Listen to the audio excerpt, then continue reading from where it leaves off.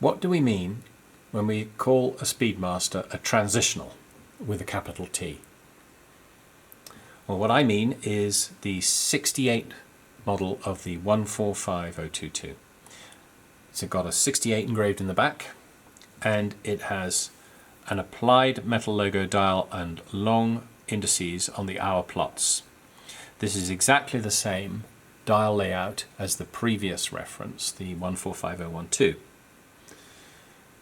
The difference, of course, between them is this has a Calibre 861 and the previous reference had a Calibre 321. So this is a long indices applied metal logo dial with an 861 movement. That makes the dial on this watch unique to this reference. You cannot take a 321 dial from the previous reference and plonk it in this watch should you buy a transitional with the wrong dial. If you do that, you're in trouble. Finding a dial for one of these is almost impossible.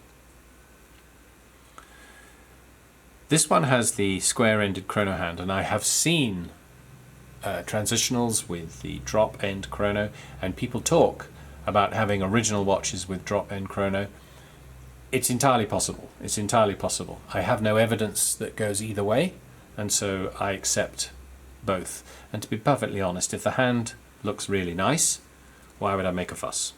You know, if it looks like it's been in the watch a while, and you know, just to let you know what a drop-end chrono looks like, it's this, yeah, drop end here. That's the square end, that's the drop. So how does this transitional model compare with its later cousin or brother, the 69? Here's a 69, beautiful 69 actually, and as you can see, the dials are different. This has a short indices compared to these, and a painted logo on the dial as opposed to an applied metal logo. Other than that, they're the same. They're the same, with the exception if you look inside the case back of 68. But from the outside, that's the difference. So this particular one has a beautiful coloured dial. It's slightly brown. This one is black. And those of you who follow me know that I get quite caught up in the colour differences of blacks. And that's because it makes a big difference to the amount of money that I'm going to pay for a watch. I will pay a lot more for this colour than another colour. Now, how do you tell? Well, you tell the colour from comparisons. And so this is another 69. It's later. You can tell that in several ways. First of all, it's got a dot next to 90 bezel. It's got the 1171 bracelet, which obviously isn't, you know, proof, but you know, it's an indication that it's a later watch.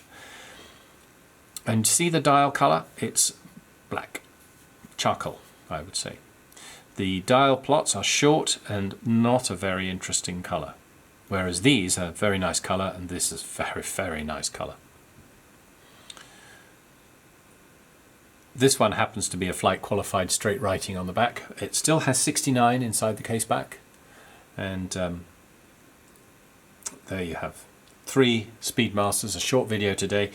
If you'd like to see more videos, subscribe so I see the numbers go up, and it encourages me to make more. And if you want something specific, just send a message and we can do something specific. Remember that my expertise, if that's what you want to call it, stops at 1978. Later Speedmasters I don't really understand very well. I understand the pre-78s better than the later ones. Happy to talk for hours on Speedmasters. Give me a subject, wind me up and watch me go.